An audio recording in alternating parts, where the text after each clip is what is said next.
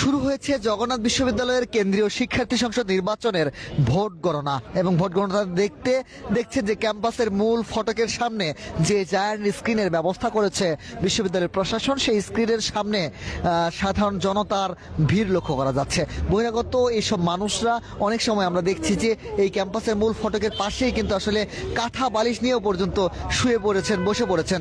কেন তারা আসলে এখানে বসে রয়েছেন, কেন আসলে এখানে অবস্থান করছেন, তার সদ উত্তর কিন্তু তাদের কাছে নেই।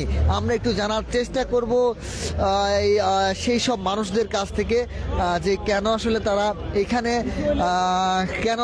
এখানে অবস্থান করছে। আপনাদের এখানে অবস্থান করার কারণ কি? জি ভাই, আপনাদের এখানে অবস্থান করার কারণ কি? এমনি বসে রয়েছে। অন্য কোনো কারণ নেই? ভালো লাগতেছে এই যে এত মানুষের সাথে আমি বসে রয়েছি। এই শীতের মধ্যে আপনি এভাবে রাস্তার উপরে আপনারা মাদুর পেতে বসে আছেন এমনি? কই শীত, কই না, কেমন শীত না, এই যেগুলা গায়ে দিচ্ছে না। মানে আপনার কোনো কারণ ছাড়াই জগন্নাথ বিশ্ববিদ্যালয়ের শিক্ষার্থী সংসদ নির্বাচনের এইখানে একটা সুষ্ঠু নির্বাচন হয়েছে 15 বছর পরে। একটা সুষ্ঠু নির্বাচন হইতেছে বা কি রেজাল্ট আসতেছে এটা দেখার জন্য বসছি। জি, ধন্যবাদ আপনাকে। আমরা শুনছিলাম আপনার কথা, তিনি আসলে নির্বাচন কেমন হচ্ছে সেগুলো কিন্তু আসলে দেখার জন্য এখানে বসেছেন বলে জানিয়েছেন।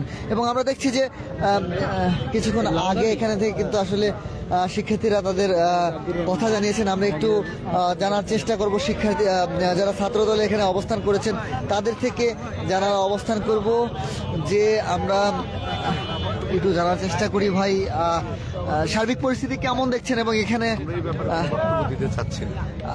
আচ্ছা, সার্বিক পরিস্থিতি নিয়ে ভাই কেমন দেখছেন একটু বলবেন? সরাসরি সম্প্রচারে আছে।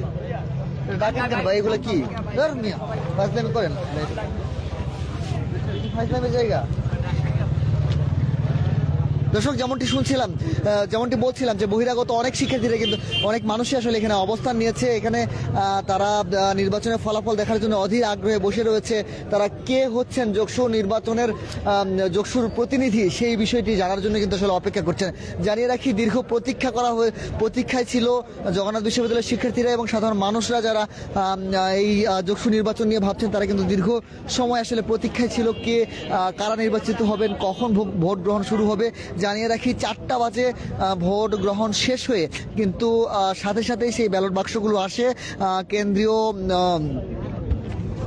যে নিরীক্ষণ কক্ষ রয়েছে সেই কক্ষে আসে এবং পরবর্তীতে তখন থেকে কিন্তু আসলে ভোট গণনা এখনো শুরু হয়নি এবং কিছুক্ষণ আগে মাত্র 12টা বাজে কিন্তু আসলে এই ভোট গণনা শুরু হওয়ার কথা রয়েছে এবং শুরু হয়েছে যেমনটি আমরা জানতে পেরেছি।